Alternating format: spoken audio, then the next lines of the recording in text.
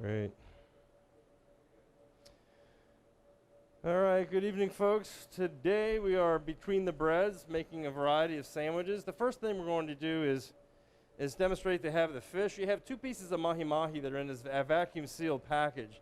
It's important that as soon as they thaw out, take them out of the vacuum-sealed package. And what I did was just basically split them vertically so they're into two.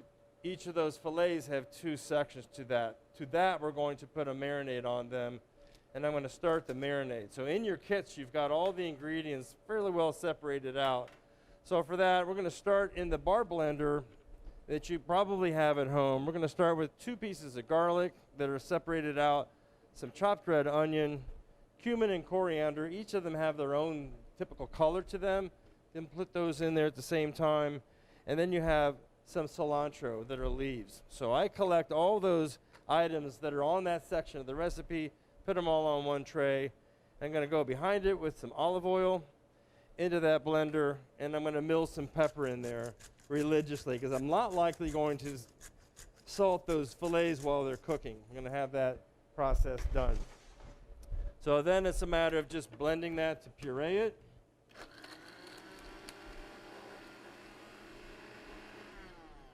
On occasion, because of the type of blender you may have at home, you may need a little water to be able to help move all those ingredients around. So I'm going to add a little bit of water, just plain cold tap water, about 1.5 ounces, the same measure of oil that you had, just to allow that product to move in that blender freely.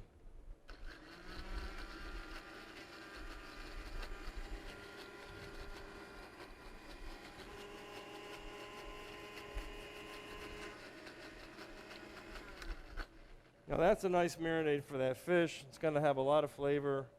And because I added that water, give it a chance. So you're going to have some chunks of garlic and some pieces of onion and some nice leaves of cilantro in there. That's all really good stuff. So that's okay. You want that to just kind of move it around the fish so it has a good shot. Give it at least 15 minutes or so when you're at home, because you have a better shot at that marinade actually getting deep into the cell structure of that fish. And then we're going to pan sear that. Meanwhile, I'm going to start the slaw because it takes a few minutes to cure because the cabbage is raw, and we want to be able to break it down a bit so that it can be softened up a bit. So for that, I have a mayonnaise as the base for that slaw. And then we have some celery seed, Lea Perrins, or some other type of Worcester sauce. We have a little bit of Dijon mustard, spicy brown mustard, some granulated white sugar, and some apple cider vinegar are the main ingredients for that slaw. So with that, I'm just going to take a whisk, any type of whisk. I prefer the soft whisks to be able to do these types of jobs with, only because they tend to be able to break down that mayonnaise a little bit easier to work with than a hard whisk. But either one works. You could use the spatula if you wanted to. So be it. Then you're just going to put a combination of the red cabbage, the white cabbage, and the shredded carrots into the bowl. And we're going to turn that around a little bit so that it has a chance to be able to coat those tender pieces of cabbage. And the reason why we want to do that ahead is so that it does break down and become nice and soft. Otherwise, the cabbage is going to be very crunchy. If you don't do mayonnaise, don't even bother. Everything will work out quite nicely without all the fat from the mayo. Certainly is a nice addition to that fish taco as is. We'll let that rest. And meanwhile, I'm going to come over to the grill. And on that grill, I'm going to take the chicken breast. We have 2 chicken breasts on this grill today. And these chicken breasts are basically just 2 single lobe chicken breasts that we have, lightly oiled, and I put a little bit of milled salt and pepper on them. So that's all we have is these 2 chicken breasts, and I take my fist on a piece of paper, just pound out the top a little bit so that it has similar level or density and thickness than that the tip of the chicken breast does. If you don't have a grill at home, simply put them in the oven to roast them, or you can put them under a low broiler and let the broiler do the job of cooking them all the way to about 165 degrees.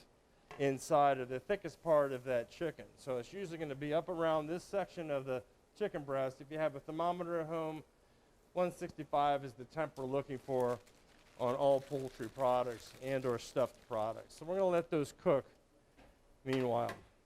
As those are cooking, I'm going to preheat my skillet here on my stovetop just so that I can let those fish cook nicely once they have had the opportunity to marinate. Okay? I'm going to move over here where we had the blender. I'm going to work on the salsa that you have. And for the salsa, we've got chopped red onion. We've got two types of a tomato-like product. One of them is a tomatillo, very popular in the Latin marketplace, kind of a very green, bittery type of tomato. Then we have fresh Roma tomatoes that have been diced. With that, we have lime juice. And we have dry oregano, diced jalapeno, and diced cilantro. Those are going to all go together, blending together. And I'm just going to use a pair of tongs or a spoon or a spatula to blend all that together, and a little oil at the end to be able to give it some flavor. Okay, that's your salsa. I like to do that ahead of time also so that it also has a chance to cure and set up a little bit. This one will probably be best with a little salt and pepper. So we'll mill a little S&P into that salsa, not a lot of salt, but I think a fair amount of pepper would be good. The little heat from the jalapeno, it's not so intense, but you can taste it, opt out or opt in on that jalapeno for your dish there. So I'm going to let that rest for just a moment. Meanwhile, I'm going to start the fish. As if time had gone by and we have elapsed a few minutes of time, we're going to have this fish go into the skillet. And in that skillet, I'm going to put a little oil. Even though we have oil in the marinade, I'm going to put a little more oil in that skillet. You can use the oil that you have from the salsa, which is certainly sufficient enough to be able to perform the task of getting this fish to sear. I don't have a high heat on this skillet. It's a relatively low heat. So the marinade can go into the pan just as easily as it is on the fish.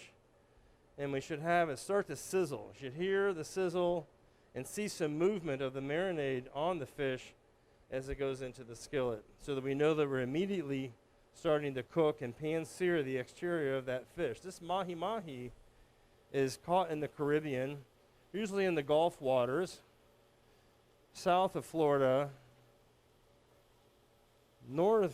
very much north of Aruba in South America, but they run in those waters. It's a little bit warmer. It's more of a gamey type of fish. It's a heavier structured fish, and it has a really good flavor. I think it's wonderful for tacos because of its flavor profiles and how dense it is. I think it works out really quite nicely. I'm going to come back over to, going to set up some of these. I'm going to use some of the slaw in the fish taco, and I'm going to use some of the slaw in the presentation for today's dishes. I'm going to use a little bit of slaw as a side dish. I'm going to put that in any kind of cup. A soup cup that you may have at home works out pretty nice. I think that works out well. I'm going to hold those off to the side for when we do set up our presentation. And I'm also going to put salsa in one of these, a little side dish. And that'll be a complement to the fish taco. We're going to put a little bit of the salsa inside the construction of the fish taco, and I like a little on the side just so that there's a little something there to eat to make that special. All right. So the chicken breast should cook to 165. They should have a nice golden color on both sides when they're fully cooked. And that shouldn't take too long based on the application of the heat you may have on your grill. But they should have a nice golden color. But the most important part is cooking them all the way through. If you don't have a thermometer, simply press or penetrate through the thickest part of the breast to see if that meat is bright white and it's got clear juices running through it. That's a good indicator that that fish is properly cooked, or that chicken's properly cooked. I think that's an important takeaway. So we're going to build that chicken sandwich here in a moment. My chicken. Jesus Christ. Can you get it to me? And to start that chicken sandwich, we're going to start today with a spinach tortilla. So in your kits, you've got a tortilla. They're 12 inches in diameter. And for that, I'm going to warm it up on the grill. Or you can warm it up in the oven or directly on the stovetop. It's really your decision how you want to be able to do that, how you want to make that work. So I'm going to put this on the sandwich paper. This should be in your bag or your kit that you picked up. If it isn't, then just use a piece of foil or film wrap, whatever you have that you can work with to make that happen. So we're going to warm up the tortilla just enough to be able to make it flexible. And that so that we have the ability for that to have some give, some elasticity to it. And we have in your kit some hummus. You got enough hummus to be able to make 2 of these tortillas. I'm going to spread that hummus on the majority of the tortilla, but my intent and purpose is to make sure I have some of this hummus up here at 12 o'clock on this tortilla so that it serves as an adhesive spread on that tortilla to allow that to stick as I move through the motions. The next thing I'm going to put on there is some spinach. I've taken off some of the leaves or some of the stems of the spinach just because they're not as attractive to look at, but they certainly can stay on there. They have the same nutritional value as do the leaves. Follow behind that with some red bell pepper. Line those up in order. And then I'm going to go in with some thin slices of cucumber. You can line those up nice and attractively so that it has a good visual. While that's working, I'm going to flip over this fish. And the fish, it may or may not stick in your skillet based on what you have at home. These tend to stick a little bit because of the marinade, but they should have a nice golden color on them when we give them a turn. And the fish doesn't take long. That's got to cook to 145 degrees in the middle, or until the fish is flaky. That's probably the best indicator without a thermometer to assure that the fish is properly cooked. The other ingredients I'm going to put on this wrap with the chicken is going to be some thinly sliced red onion. And then I'm going to put a nice variety of herbs. You have spinach, you have chives, cilantro, and parsley as part of the herbs for that particular combination there. The chicken breast, I have one pre-cooked for you to view. And that you can cut into either thin strips or you can cut it into a dice. It really depends on what your preference is. For today, I'm going to cut it into thin strips. The thin strips, I like it to be similar in length and diameter. This is a perfectly cooked chicken breast that it's nice and bright white on the inside. You can see it still has some of the juices in there. If you can get a good shot of that, a close-up, you can see how perfectly cooked that chicken is. It has a nice level of moisture in it. I think we can get closer if we can to see that is fully cooked. And those strips are going to work out well because they're conducive with the shape of the tortilla. So I'm going to cut those half strips into thin strips so that it's easier for us to bite into and it'll have a good finish. Those chickens, you have one chicken breast for each of these wraps, so it serves as a pretty good meal for one of the 2 meal periods that you could probably make out of this fish.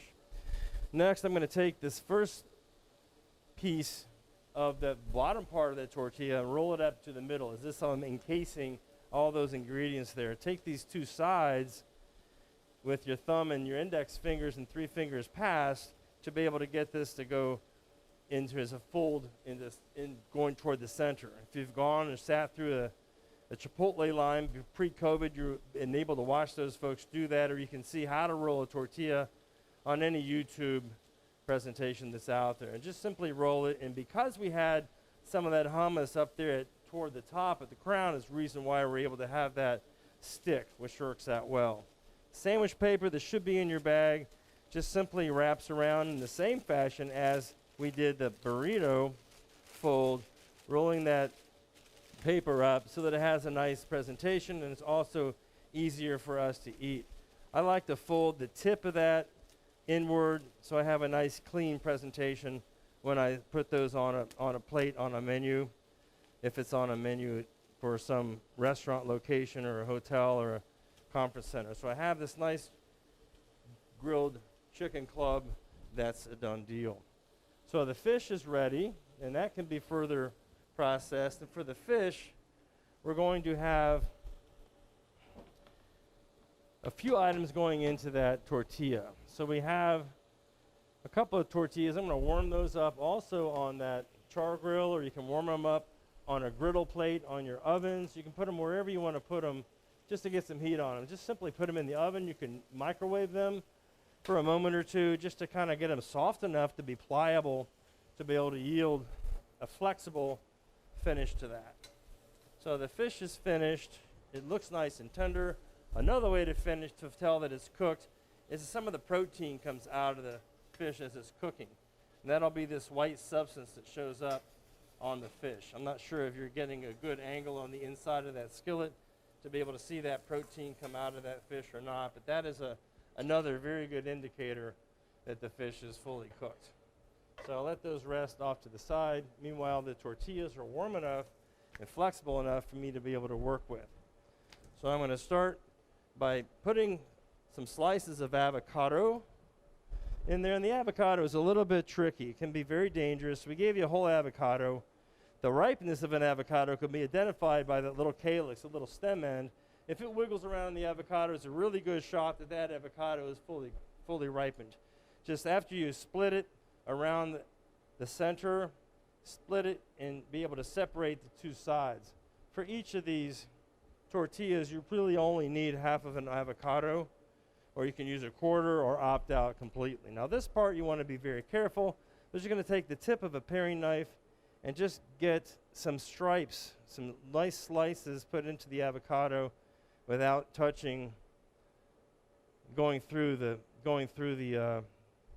skin. And I'm going to use this spoon that I had for the slaw, because we're going to put the slaw in there anyway, and get this avocado to separate right out of the shell. I think everybody's probably worked with avocados at home. Try to spread them out so that they're in line, kind of a linear presentation of those, so that they go from east to west on that dish. Then you're going to put in a little bit of slaw that you had prepared. Piece of fish or two, a little bit of salsa.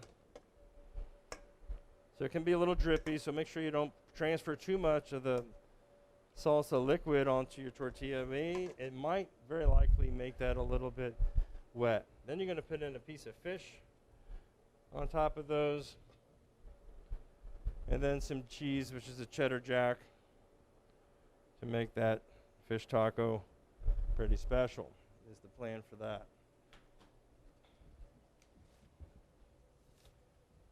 We're going to put these plates together.